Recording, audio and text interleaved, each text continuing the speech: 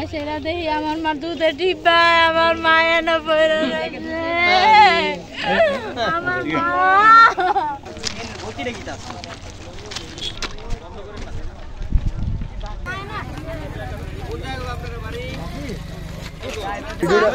যাইবা ওইদিকে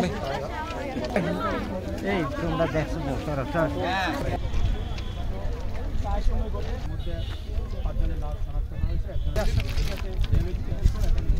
গ্রাম ভিত্তিক রেল স্টেশনের যে প্রত্যেকটা রাস্তা যে পারাপারের যে অবস্থাটা শুধু এইটা না, অনেকগুলো আছে যেটা আমাদের কোনো রাস্তা মানুষ আইতেছে যাইতেছে কিন্তু কোনো সুশৃঙ্খল কেউ নাই, এরকম দায়িত্ব নেওয়ার মতো এলাকা ভিত্তিক সবাই আছে কিন্তু বলার সময়, কিন্তু কাজের বেলা কেউ নাই। রোডের ভিতরে আপনার কোনো রেল কোর্স নাই, রেল কোর্সের কারণে এগুলো দুর্ঘটনা হয়। যে আরও অনেক আগে হয়েছে, এখনো হয়েছে।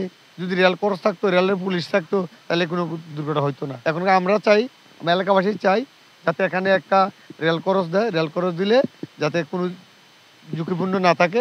কালিকাপুর থেকে বইচুং রোডে ম্যাক্সিমাম সময় দুর্ঘটনা ঘটে থাকে। এর মূল কারণ হচ্ছে আমাদের এইদিকে কোন ক্রসিং না থাকার কারণে এদিকে বেশিরভাগ দুর্ঘটনা ঘটে। রেল কর্তৃপক্ষ এবং এলজিডি তারা এর দিকে কোনো গুরুত্ব দিতেছে না, যার কারণে আজকে প্রায় 5 থেকে 6টা প্রাণ এখানে জ্বরে গেছে। এই জন্য আমাদের সবচেয়ে একটা দাবি রইল এদিকে যত সম্ভব দ্রুত এদিকে রেল ক্রসিংয়ের ব্যবস্থা করে দেওয়ার জন্য, যাতে আমরা যারা শিক্ষার্থী আছে এবং সাধারণ মানুষ যাতে সুন্দরভাবে যাতায়াত করতে পারে এবং দুর্ঘটনা এড়িয়ে তার যাতে সুন্দরভাবে জীবনযাপন করতে পারে, যাতায়াতের ব্যবস্থা যাতে সুন্দর হয়।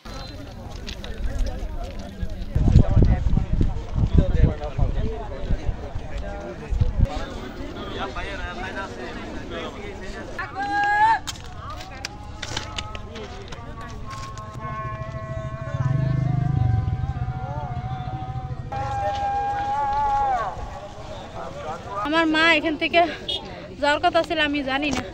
আমার নন্দের জামে যে কইতেছে ভাবি আপনার মার মতন সেম মাউইর মতন একটা মহিলা এনে করে দিচ্ছে, আমি ছবি তুলতে পারতেছি না আর আমার মোবাইলে ইয়ে নাই, আপনার মেসেজ করে পাঠাতে পারতেছি না, আপনার ইয়ে তাকতে চাইয়া যান, আপনার মাকে আপনার কাছে যাওয়ার কথা ছিল। আমাকে হ্যাঁ, তো কয় এনে তো গাড়ি অ্যাক্সিডেন্ট করছে কোনে আপা, আমি দৌড়ে আইছি।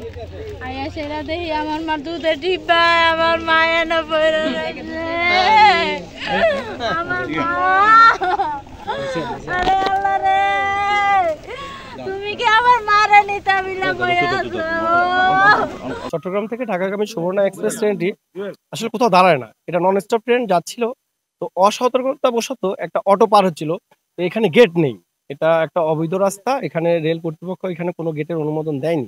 অটো মানে উভয় পাশে না তাকায় যেই রেল লাইনের উপরে এসছে আর ট্রেন আসে মারতে ধাক্কা মারাতে ঘটনাস্থলে আমরা এসে একটা লাশ পেয়েছি এবং লোক মাধ্যমে জানতে পেরেছি আরো 4-5 জন মারা গেছে, যা পাশাপাশি বাসা, লাশ সবাই নিয়ে গিয়েছে।